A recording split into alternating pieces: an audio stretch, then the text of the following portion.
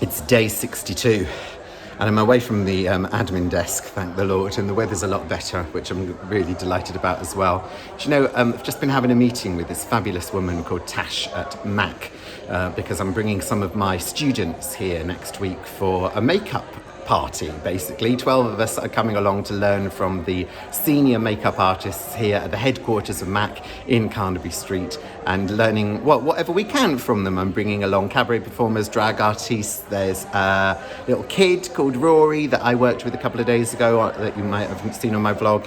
He's coming along with his mum to learn more about drag makeup, and I'm really excited. And on my way here, I was thinking about my day with Rory and his mum, Katie, and the comments that we've been getting online, which thankfully have been broadly positive, which is probably indicative of how few people see my videos.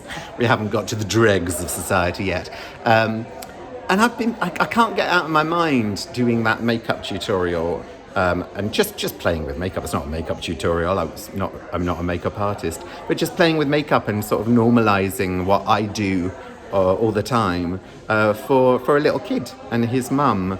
And the word that keeps coming back to me is radical. There seems to be something rather radical about this action of a grown man helping a young boy to learn to put on makeup and to learn what makeup is all about and to learn what drag is about. And I'm really conflicted because part of me is tremendously proud of the fact that that's radical, and another part of me is heartbroken that it should be in any way unusual or that anybody should have an issue with it. And obviously I hope that me and Rory and his mum are breaking down barriers by doing this, but I don't know.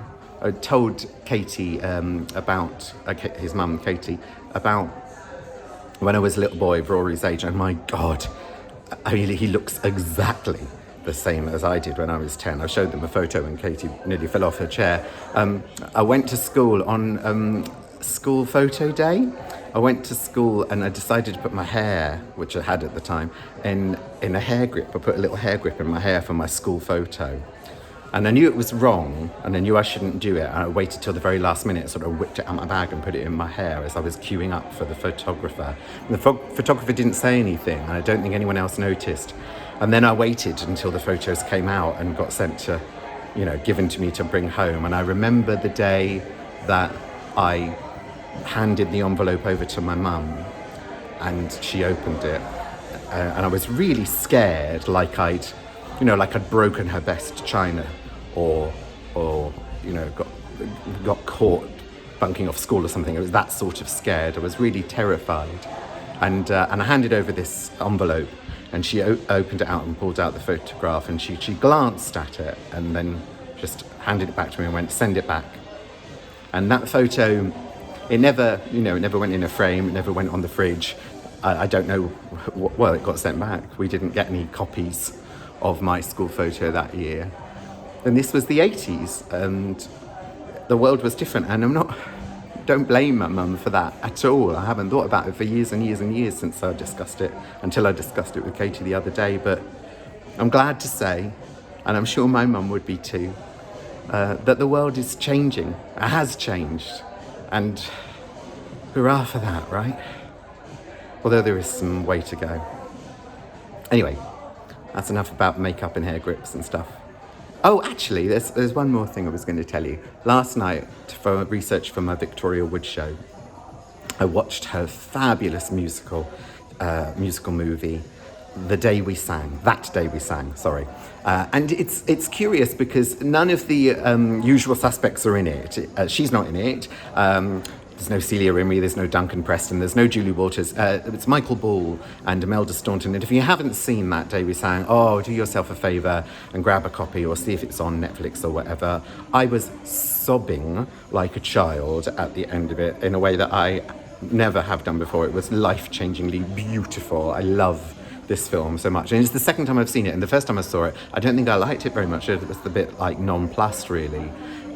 And there's a character there's a little boy called, Michael Ball's character when he's a little boy, called Jimmy, and he's in a choir, and Daniel Rigby, the actor Daniel Rigby, plays a man called Mr. Baker. Mr. Baker was in the war and he's got a funny leg. And he helps with the choir and locks up the village hall after they've rehearsed and stuff. Anyway, there's this scene, and it's so simple, it's so lovely. Jimmy is about 10 again, and he's helping clear up the village hall with Mr. Baker. He's leaving at the same time, and Mr. Baker's leg's playing up because of the cold. And Jimmy says, we live quite near to each other. I can walk home with you if you want, and you can lean on me. I'm quite strong. To this grown man who's been through the war. And if I stand at the side of your bad leg, then it might warm it up a bit. And they walk home together. And I thought, it's so unusual in film or television to see that situation of a boy and a grown man just being friends, and being that close, right? There was a part of me, and I wonder if other people have ever thought, there was a part of me that was like, oh, what is this? Is Mr. Baker a predator? Or, on other television programmes that have seen, the 10-year-old boy would have mugged Mr. Baker and stolen his wallet and stuff. And I think it's terribly sad that my go-to or our go-to is one of danger, of fear when it comes to grown men with children. I think that's an awfully sad thing. I mean, I get why there is a fear around it, don't get me wrong. There's loads and loads of terrible, terrible stories that would make one worried, and for good reason. But what are we losing by not allowing our young people to learn from our older people, I guess is what I'm saying. Anyway, I'll leave that with you. I've got to go home before the wind gets up again, because this Brendan is kicking my ass this week, I tell you. Have a great day. I'll see you tomorrow, if we're saved.